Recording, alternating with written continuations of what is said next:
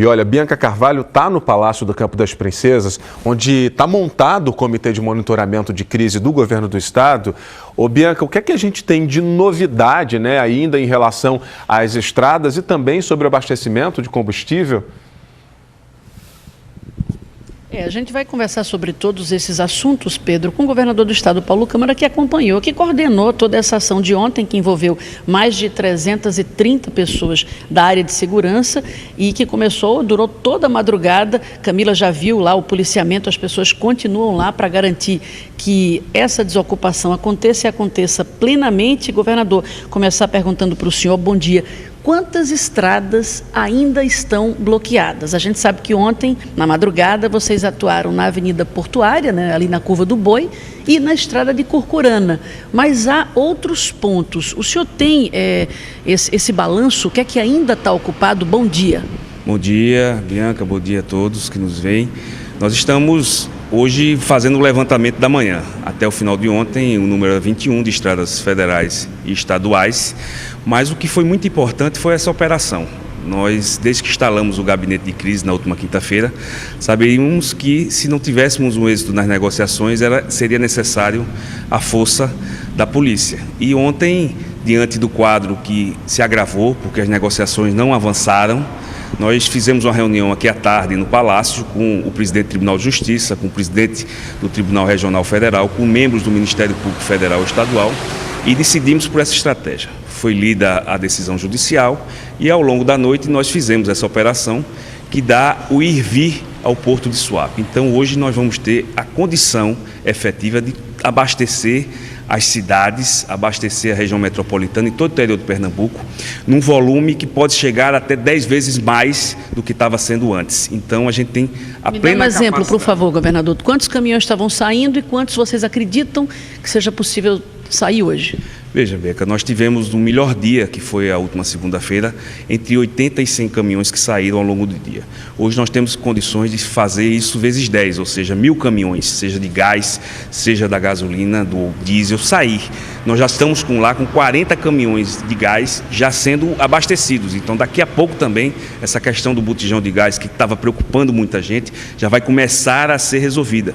Como também o combustível para as pessoas poderem fazer o ir e vir do dia a dia. Lógico que a gente não vai conseguir resolver uma semana em um dia, mas a gente tem certeza que com esse início dessa operação, tendo livrado o acesso dos bloqueios de Suape, e a partir de hoje, que nós vamos ter também uma reunião a partir das 9 horas com o Exército Brasileiro e com a Polícia Rodoviária Federal para ver a questão da 101, que nós temos uma estratégia também de desbloquear a 101 a partir de uma ação com o Exército, a gente vai poder realmente dar uma condição de ir e vir a Pernambuco que vai garantir realmente que se chegue onde se deve chegar as mercadorias e trabalhar também com os estados. Tem muita coisa ainda que está presa na Paraíba, no Piauí, no Ceará, na Bahia, que precisa também ser negociado para que a gente tenha condição realmente de escoar a produção e de fazer chegar tudo que precisa chegar no interior de Pernambuco. Governador, a gente tem a população que está precisando de gás e combustível assistindo a essa reportagem, mas a gente, sem dúvida, de certo que a gente tem também muitos caminhoneiros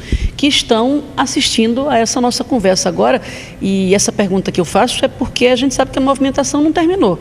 A movimentação dos caminhoneiros continua, eles querem, segundo tudo que a gente vem observando, apesar das decisões em nível federal, eles querem ainda um melhor preço para o óleo diesel e também querem melhores condições de frete.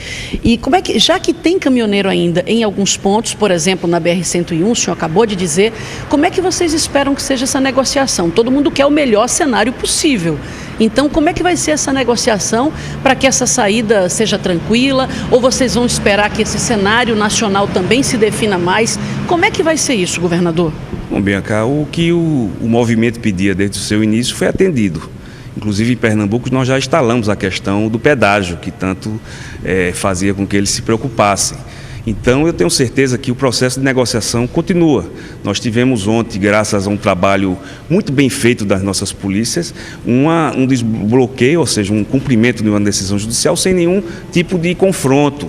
E a gente quer continuar assim. Então, é muito vai ser muito importante ao longo do dia de hoje, paciência da população, que a gente vai trabalhar para resolver isso o mais rápido possível, e também a nossa capacidade de diálogo junto a esses trabalhadores, porque a gente sabe também que temos que dar atenção. Eles fizeram um movimento muito grande, que merece de todos nós, governantes, o olhar disso e buscar realmente, daqui para frente, fazer um processo mais transparente de negociação, sentar na mesa e buscar alternativas. O que não dá para continuar do jeito que estava, porque estava começando a prejudicar de maneira muito séria, inclusive vida de pessoas. Então, isso iniciou esse processo de resolução, e agora a gente vai ter muita capacidade de diálogo. Aqui em Pernambuco, todas as pessoas que participaram desse movimento podem ter certeza que o governador, como todos os prefeitos e prefeitas, têm interesse de estar buscando alternativas para melhorar as estradas, para melhorar as condições de trabalho, para melhorar realmente a qualidade de vida dessas pessoas que têm tanta importância, e esse protesto mostrou isso. O Brasil parou por uma semana, ainda tem muito o que fazer ainda para destravar muitos outros pontos. Foi uma discussão importante que foi iniciada, né, que foi estimulada esses dias, né, cobrança, política de preços da Petrobras, os impostos que incidem sobre combustíveis. Teve muita discussão importante que foi motivada por esse movimento. Importante e um aprendizado, que esse movimento não começou agora. Foi alertado as autoridades, principalmente o governo federal. Então, isso serve de aprendizado também. A gente busca sempre aqui também, sempre que tem reivindicações, buscar sentar, conversar, ver alternativas e nunca chegar a esse ponto que se chegou. Então, isso também é um aprendizado. A gente tem que ter a capacidade de ouvir, de ter tolerância, de buscar alternativas. O Brasil precisa realmente ter capacidade de olhar esse Brasil grande de maneira que ele é. Ou seja, Nordeste tem uma característica diferente do Sul, que tem uma característica diferente do Norte, do Sudeste. Isso tem que ser olhado por todos. Governos que querem promover o bem-estar da população têm que saber conviver com diferenças, mesmo que os pontos de vista sejam contrários, e buscar alternativas para atender a coletividade. Governador, por último, o que é que o senhor vai fazer agora? São 6h20, o senhor passou esses dias aqui, o gabinete de crise reunido o tempo todo.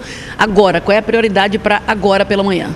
Veja, agora a gente tem que continuar o trabalho, o gabinete de crise continua.